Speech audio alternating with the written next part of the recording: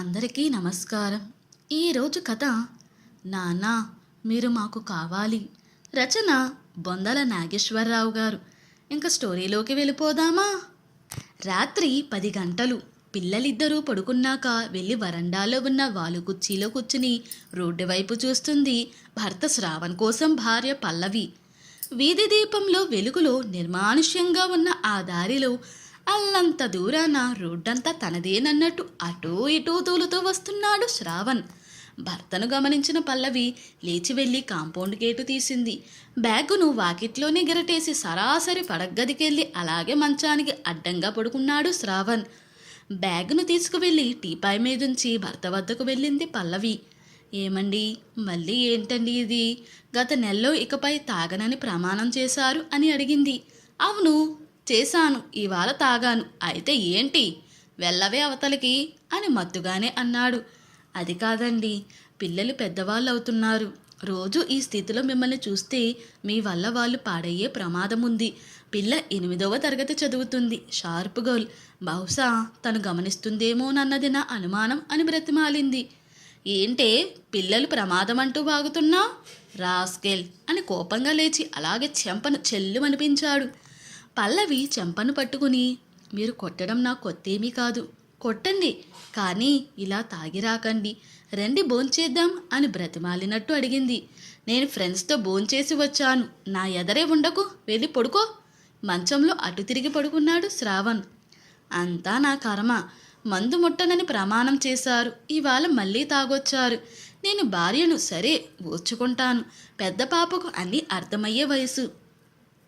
తను ఫీల్ అయితే ఇంకేమన్నా ఉందా? వీరి వల్ల గుట్టు బట్టబయలైతే తప్పకుండా విపరీత పరిణామాలను ఎదుర్కోవలసి వస్తుంది. భగవంతుడా, అలా జరగకుండా వీరు త్రాగుడు మానేలా చేయి స్వామి అని గొనుక్కుంటూ పిల్లలున్న గదికి వెళ్ళబోయింది పల్లవి. పల్లవి మాటలు లీలగా శ్రావణ్ చెవిన పడ్డాయి. షాకు తిన్నట్టు దిగ్గున లేచాడు. మరి మనసులో ఏమనుకున్నాడో ఏమో. వెళ్ళి పల్లవి చేతులను గట్టిగా పట్టుకున్నాడు. పల్లవి అంటూ, వదలండి, నేను వెళ్ళాలి అని కోపాన్ని ప్రదర్శించిందామె. నన్ను క్షమించు పల్లవి, నిజమే, తాగనని ప్రమాణం చేశాను. నెల్లాలు జాగ్రత్తగానే ఉన్నాను, కానీ నా స్నేహితులు నన్ను బలవంతంగా తీసుకెళ్లారు.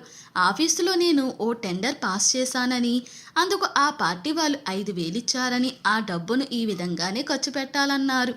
నాది తప్పే, ఇంకెప్పుడు ఇలా నడుచుకోను.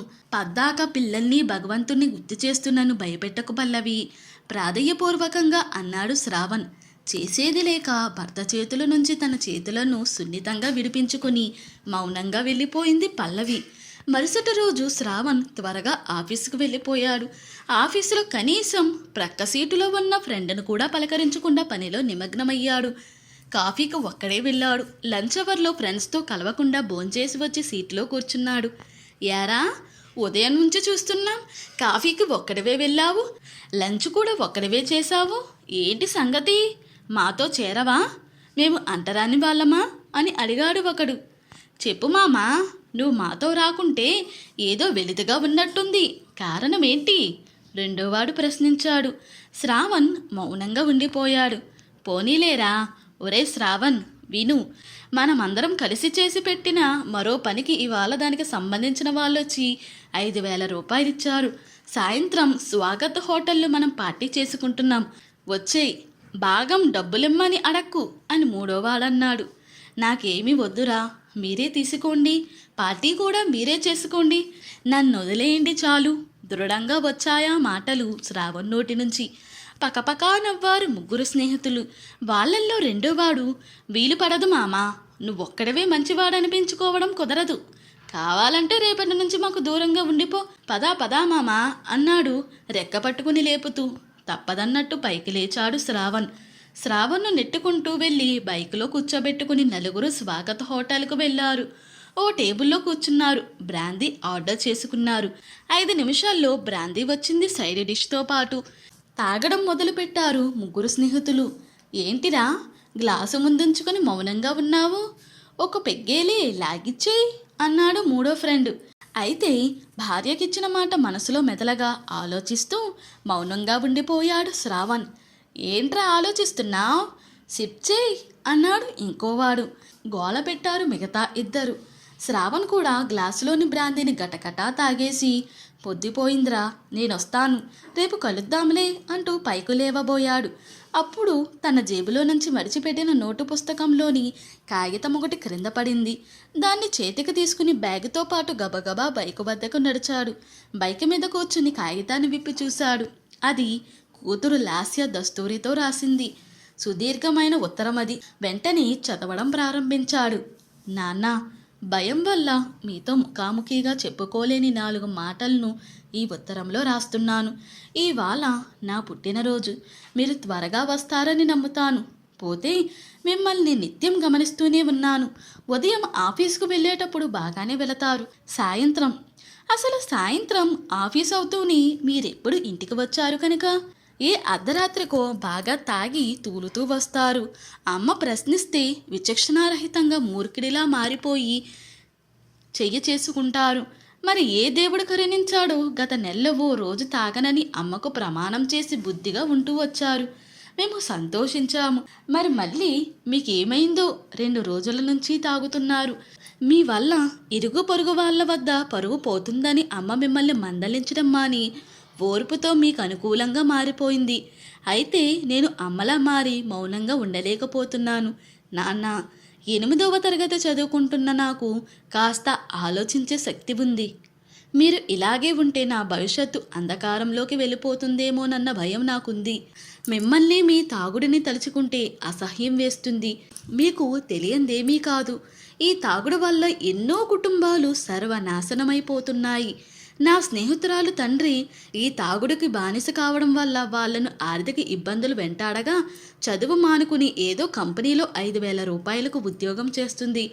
అలాంటి పరిణామమే ఇంకో స్నేహితురాలి ఇంట్లో చోటు చేసుకోగా వాళ్ళ అమ్మ ఉరివేసుకుని చనిపోయింది. ఇప్పుడు తల్లి లేని పిల్లగా తాగుబోతు తండ్రి ప్రేమానురాగాలకు దూరంగా బాధతో బడికి వస్తుందా అమ్మాయి. మరి భవిష్యత్తులో తన జీవితం ఎలా సాగుతుందో ఊహించలేము. నాన్న, అసలు మీకేమైంది? నాది నా తమ్ముడి భవిష్యత్తు మీకు అక్కర్లేదా? మేము ఎలా పోయినా పర్వాలేదా? మళ్ళీ తాగుతున్నారెందుకు? మొదటే మనం అప్పుల ఊబిలో కూరుకుపోయాం. అందుకు తగ్గట్టు అటు నానమ్మ తరపు నుంచో లేక అమ్మమ్మ తరపు నుంచో ఎలాంటి ఆర్థిక సహాయం పొందలేకపోతున్నాం. ఇక మీ జీతం డబ్బుల్లో మీ వ్యసనాలకు పోను మిగిలిన డబ్బు అమ్మ చేతికిస్తే ఆమె ఈ కుటుంబాన్ని ఎంతో కష్టంగా నెట్టుకొస్తుంది పాపం. నాన్న, మీరిలాగే కొనసాగితే మా భవిష్యత్తేమో గాని మీరు చిల్లుకుంటారు. అవును నాన్న, ఆరోగ్యం దెబ్బతిని ఊపిరితిత్తుల వ్యాధితో మీరు బాధపడుతున్నారని నాకు ఈ మధ్య తెలిసింది. ఎలా తెలిసిందంటారా? మొన్న రోడ్డు మీద రోజు దగ్గి మామూలు దగ్గుకు తేడాగా ఎడతెరిపి లేకుండా దగ్గి కళ్ళెతో రక్తం పడగా దాన్ని మీ షర్టుకు తుడిచి పక్కన పెట్టారు. అది చూసి నేను షాకుకు గురయ్యాను.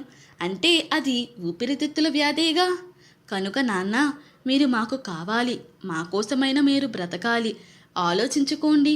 తాగుడు మానండి. అమ్మను తమ్ముణ్ణి నన్ను సంతోషంగా ఉంచండి. మా కోసం బ్రతకండి ప్లీజ్. నాన్నకు ప్రేమతో, లాస్య అని రాసిన కూతురి ఉత్తరం మొత్తం చదివిన శ్రావణ్కు ముచ్చెమటలు పోసినాయి. మీరు కావాలి, మా కోసమైనా మీరు బ్రతకాలి అన్న మాటలు శ్రావణ్ హృదయాంతరాలను తాకాయి. కర్చీఫ్తో ముఖం తుడుచుకున్నాడు. బైక్ను స్టార్ట్ చేసుకుని ఇంటికి బయలుదేరాడు. అప్పుడు 9 గంటలయింది. 9 అయింది కదమ్మా, క్యాండిల్స్ వెలిగించి కేక్ కట్ చేస్తే నీ పుట్టినరోజు పండుగ అయిందనిపించుకుని భోంచేసి పడుకుందాం తల్లి అని పల్లవి అంది. అవునక్క, నాకు ఆకలవుతుంది. పైగా నీ ఫ్రెండ్స్ కూడా వెళ్ళిపోయారు అని తమ్ముడు రిషి.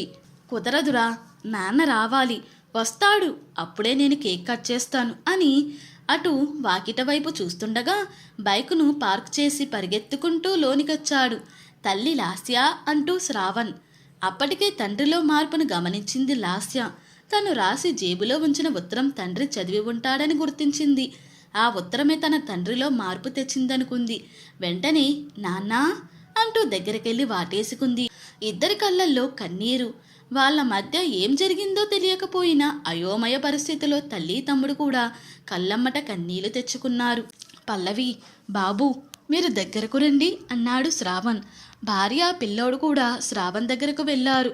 తల్లి లాస్య, నన్ను క్షమించమ్మా, నువ్వు కూడా నన్ను క్షమించు పల్లవి. నాలో కలిగిన మార్పుకు మాటలకు మీరు ఆశ్చర్యపోతున్నారు కదూ.